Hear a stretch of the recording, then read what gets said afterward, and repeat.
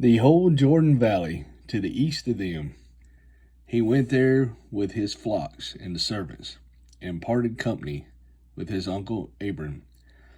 So Abram settled in the land of Canaan, and Lot moved his tents to a place near Sodom and settled among the cities of the plain.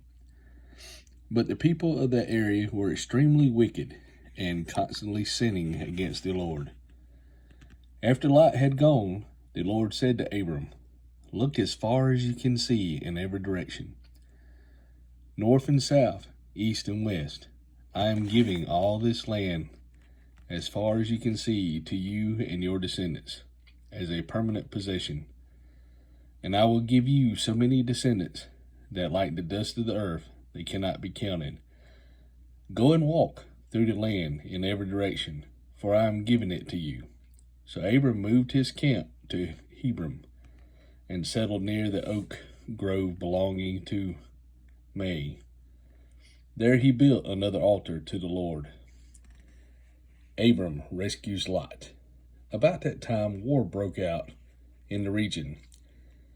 King Armaphel of Babylon, King Anak of Elsar, and King Kedorlaomer of Elam, and King Tidal of Gomorrah fought against King Bear of Sodom, King Bishop of Gomorrah, King Simba of Admah, King Shemeber of Zebulun, and King Bela, also called Zor. This second group of kings joined forces in the Siddim Valley, that is the Valley of the Dead Sea. For 12 years they had been subject to King Kedorlaomer, but in the 13th year they rebelled against him. 1 year later, Kedorlaomer and his allies arrived and defeated the Rephaites and the Asher-Kemal and the Zephites of Ham at Ermes and Shaven Kelmer, and the Horites of Mount Seir as far as El Paner at the edge of the wilderness. Then they turned back and came to in Mishpat, now called Kadesh, and conquered all the territory of the Amalekites and also the Amorites living in Hazan Tamar. Then the rebel kings of Sodom, Gomorrah, Admah, Zebulun, and Bela, also called Zor, prepared for battle in the Valley of the Dead Sea. They fought against King Kedorlaomer and Elmer, King Tidal of Gomorrah, King Armaphel of Babylon, and King Arch of Elsar, 4 kings against 5. As it happened, the Valley of the Dead Sea was filled with tar pits, and as the army of the kings of Sodom and Gomorrah fled, some fell into tar pits, while the rest escaped into the mountains. The victorious invaders then plummeted Sodom and Gomorrah and headed for home, taking with them all the spoils of war and food supplies. They also captured Lot, Abram's nephew, who lived in Sodom, and carried off everything he owned.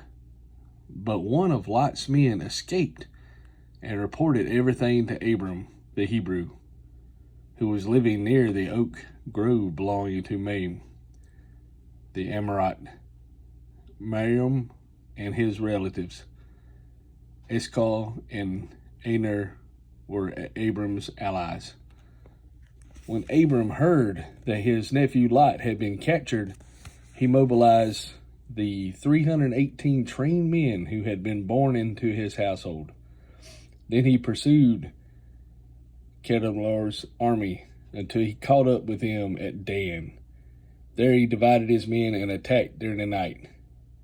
Kedorlaomer's army fled, but Abram chased them as far as Hoboth, north of Damascus. Abram recovered all the goods that had been taken, and he brought back his nephew Lot with his possessions and all the women and other captives. Melchizedek blesses Abram.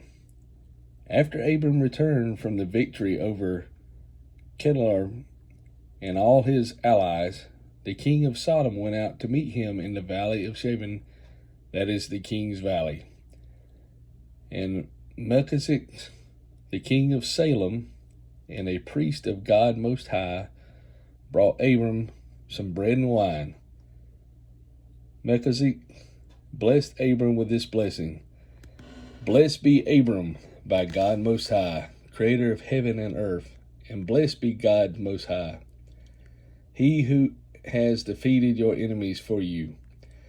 Then Abram gave Melchizedek a tenth of all the goods he had recovered. The king of Sodom said to Abram, Give back my people who were captured, but you may keep for yourself all the goods you have recovered. Abram replied to the king of Sodom, I solemnly swear to the Lord, God Most High, creator of heaven and earth, that I will not take much as a single thread or sandal thrown from what belongs to you. Otherwise you might say, I am the one who made Abram rich. I will accept only what my young warriors have already eaten, and I request that you give a fair share of goods to my allies, Aner, Asal, and Mer. The Lord's covenant promised to Abram. Sometime later, the Lord spoke to Abram in a vision and said to him, Do not be afraid, Abram, for I will protect you and your reward with great. But Abram replied, O sovereign Lord, what good are all your blessings when I don't even have a son, since you've given me no